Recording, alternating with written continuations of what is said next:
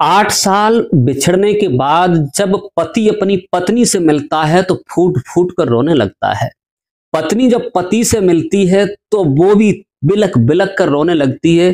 जो वो देखते हैं, देखने वाले भी उन लोगों के आंसू आ जाते हैं। ऐसा क्या हुआ? 8 साल बाद जो पत्नी होती है, पति से 812 किलोमीटर दूर जाकर के मिलती है।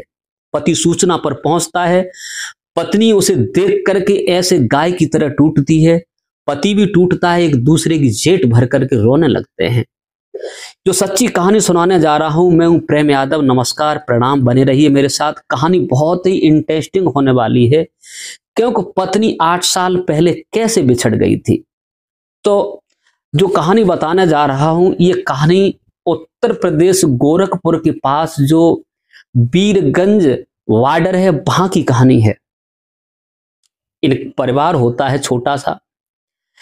इस औरत का नाम होता है गायत्री देवी और इसका पति जो होता है बहुत सुंदर होता है, नवल किशोर नाम होता है। और इनकी शादी 2015 में हुई होती है। 2015 में शादी जब होती है तो बड़ी लाड प्यार से अपने घर पर रहते होते हैं। जब वीरगंज बड़े प्यार से बॉर्डर के पास रहते होते हैं, लेकिन इनकी जो पत्नी होती है गायत्री देवी सुशील थी, लेकिन इनके 4 बच्चे हो चुके थे। गरीबाई का मामला था। 4 बच्चे जब हुए, लेकिन इन्हें मानसिक बीमारी थी, तो ये रात में घर छोड़ करके घर से निकल जाती है। जब घर से निकल जाती है, छोटे छोटे बच्चे होते हैं। छोटे छोटे बच्चे होते हैं, बच्चे माँ के लिए तड़पते हैं, माँ कहाँ गई। पति जो होता है थाने में जाकर के रिपोर्ट लिखवाता है कि मेरी पत्नी गुम हो गई है, कोई पता नहीं कहाँ है कहाँ नहीं है। अब इसके बाद पुलिस भी खोज करती है, खोज के द्वारा भी उसका कोई पता नहीं चलता। जब पता नहीं चलता, इधर उधर पति खोजता है, रिश्तेदारियों में खोजता है, लेकिन कहीं उसका अता पता नहीं लगता और पत्नी गायब हो जाती है। लेकिन पत्नी जो होती है रात में मानसिक बीमारी के द्वारा, इसे मानसिक रोग था, थोड़ी कमजोर हालत थी, घर से निकल गई। घर से निकलने के बाद किसी का सहारा मिला, सहारे से ट्रेन पकड़ती है। ट्रेन पकड़ने के बाद ये लखनऊ पहुंचती है, लखनऊ के बाद कानपुर आती है, कानपुर से सीधी कोई ट्रेन मिलती है तो ये मथुरा पहुंच जाती है। नारी निकेतन में जब मथुरा पहुंच जाती है तो वहां इसे चेक किया जाता है। जब उसे चेक किया जाता है तो उसकी मानसिक हालत इतनी बिगड़ी हुई थी कि उसे कोई अता पता नहीं मालूम होता है। वो कुछ पता बता ही नहीं पाती, कोई अपना मुकाम नहीं दे पाती। तो उसकी हालत देख करके नारी निकेतन मथुरा की जो होती हैं, वो उसे आगरा हॉस्पिटल में, जो पागल हॉस्पिटल है, उसमें एडमिट करा देती हैं। लेकिन पत्नी को फिर होश नहीं आया, उसका इलाज बरकरार चलता रहा। दोस्तों, इधर जो पति होता है छोटे छोटे बच्चों के साथ अपने घर पर समय व्यतीत कर रहा है। बच्चों को रोटी हाथ से बनाता है, मजदूरी करने जाता है, फिर बच्चों को परवरिश करता है, क्योंकि छोटे छोटे बच्चे होते हैं। कैसे जिंदगी अपना पति काट रहा था, मजदूरी करता है, बच्चों की परवरिश करता है, लेकिन चारों तरफ होर्डिंग लगवाए, अनाउंसमेंट करवाए, लेकिन कोई चीज किसी ने ये नहीं बता पाया कि आपकी पत्नी है कहाँ। इसके चलते दोस्तों धीरे धीरे समय यूं ही गुजरता गया। जब नवल किशोर ने उसकी आस को ही त्याग दिया कि पता नहीं कहीं मर गई या गिर गई, क्या हुआ कोई पता नहीं। उसके बाद जब होश से आया 6-7 साल के बाद, तो कुछ उसने एड्रेस बताया गायत्री देवी ने अपना। तो डॉक्टर साहब ने खत भेजा। खत जब भेजा तो खत नहीं पहुंचा, एड्रेस थोड़ा गलत था। 1 नहीं 2 नहीं 4 6 10 जब खत भेजना शुरू किए, 4 6 10 जब खत भेजे हैं, तो जब उसका होश ठीक से रहा तो वो एक खत उसके पति नवल किशोर को मिल जाता है और उसमें लिखा होता है कि तुम्हारी पत्नी गायत्री देवी आगरा के मेंटल हॉस्पिटल में भर्ती है, आ जाओ, तुम्हारी पत्नी की तबीयत में सुधार है। आज 7-8 वर्ष हो गए। दोस्तों, पति जब सुनता है तो मारे खुशी से उछल पड़ता है, बच्चों को सुनाता है, परिवार वालों को ये बात सुनाता है, तो सब लोग एकदम हंसी उल्लास से, हो सकता है कि मेरी ही माँ हो।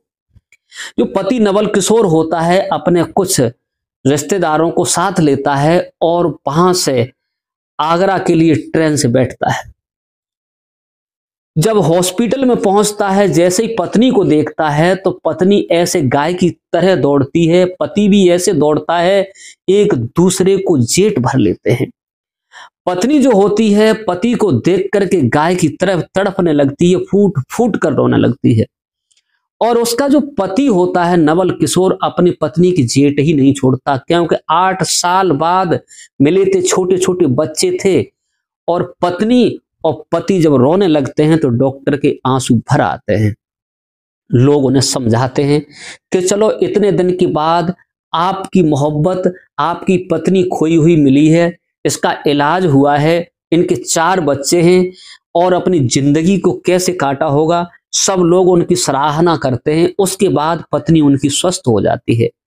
तो डॉक्टर साहब जो होते हैं उन्हें इजाजत देते हैं कि अपने घर अपनी पत्नी को सकुशल लेकर के जाइए, क्योंकि कोई परेशानी न हो, अब तुम्हारी पत्नी पूर्ण रूप से स्वस्थ है। लेकिन पत्नी जो होती है पति से बहुत इंतहा प्रेम करती है। इजाजत लेते हैं। इजाजत लेने के बाद आगरा से सीधे लखनऊ होते हुए, गोरखपुर होते हुए वीरगंज अपने घर पहुंच जाते हैं। जब घर पहुंचते हैं तो रिश्तेदार, गांव के सब लोग, बाल बच्चे छोटे छोटे, उसके 4 बच्चे होते हैं, माँ के गले से चारों तरफ से लिपट जाते हैं। और माँ बच्चों को देख करके तड़फ तड़फ करके रोने लगती है। दोस्तों, कहते हैं कि बिछड़ा हुआ जब मिलता है, चाहे वो दोस्त हो चाहे माँ हो, और माँ का प्यार ही कुछ अलग है।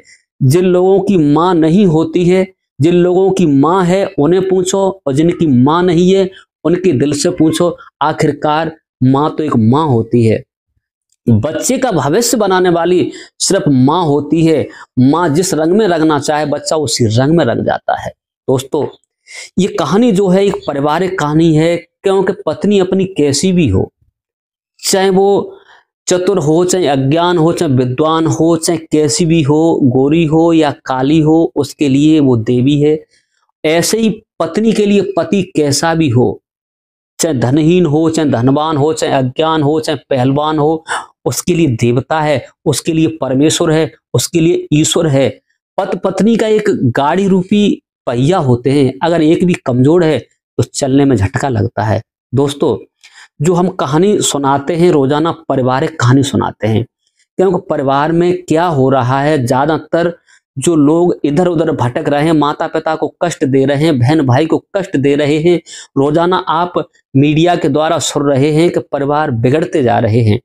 मैं उन्हीं में से कहानी सुनाता हूं, क्योंकि जागरूकता के लिए, परिवार को सचेत करने के लिए, अपनी पत्नी, अपने बच्चों, अपने भाई, तुम्हारा कोई साथ देने वाला नहीं है।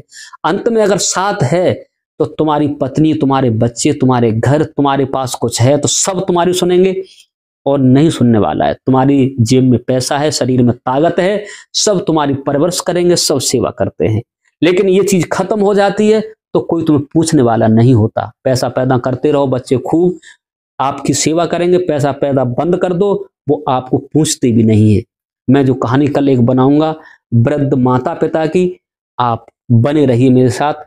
तब तक के लिए नमस्कार, जय हिंद, जय भारत, अपना ख्याल रखिए।